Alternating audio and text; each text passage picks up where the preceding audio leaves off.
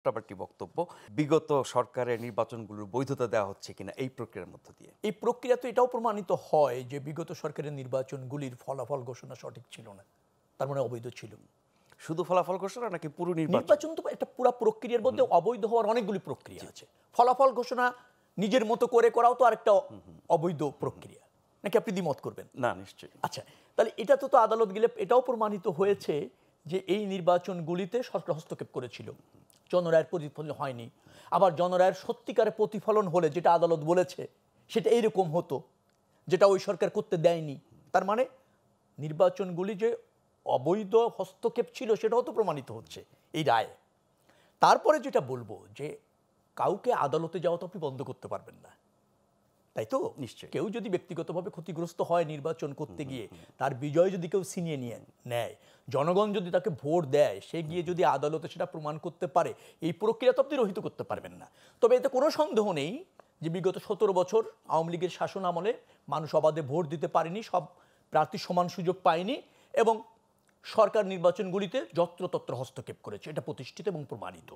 আরেকটা কথা আপনি বলছিলেন যে আসিফ মাহমুদের সম্পর্কে ইশরাক যে স্ট্যাটাস দিয়েছে যে এখানে সরকারের ক্ষমতা লুবিতার একটা নগ্ন চরিত্র আছে, সেটা তিনি প্রকাশ করতে, উন্মোচন করতে চান এই আন্দোলনের মাধ্যমে। আন্দোলনটা বিএনপি করছে না, আন্দোলনটা ঢাকাবাসী করছে, এবং ইরশাকের যারা ভোট দিয়েছে সে নগরবাসী করছে। এটা বিএনপির আন্দোলন নয়। ঢাকাবাসী নামে একটি করছে প্ল্যাটফর্ম থেকে। হ্যাঁ, সেখানে বিএনপি রাজনীতির সাথে জড়িত মাঠ পর্যায়ের অনেকে আছে, কারণ তারা তো ইরশাককে ভোটে নির্বাচিত দিয়েছে, ভোট নির্বাচন তার করেছে ইরশাকের।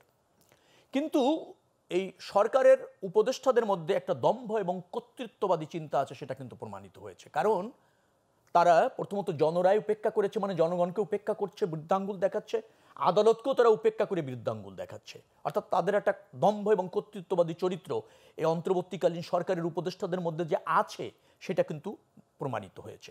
মনে রাখা দরকার, নির্বাচন কমিশন একটা সাংবিধানিক প্রতিষ্ঠান, তার দায় শুধুমাত্র আদালতের কাছে আছে যদি সে কোনো ব্যত্যয় ঘটে থাকে।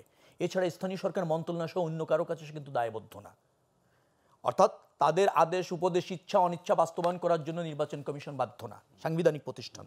অর্থাৎ সে একেবারে স্বতন্ত্র, সে একেবারে স্বাধীন।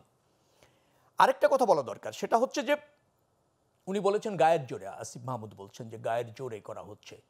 তো আপনি করলে আন্দোলনের জোর, আর আমি করলে গায়ের জোর।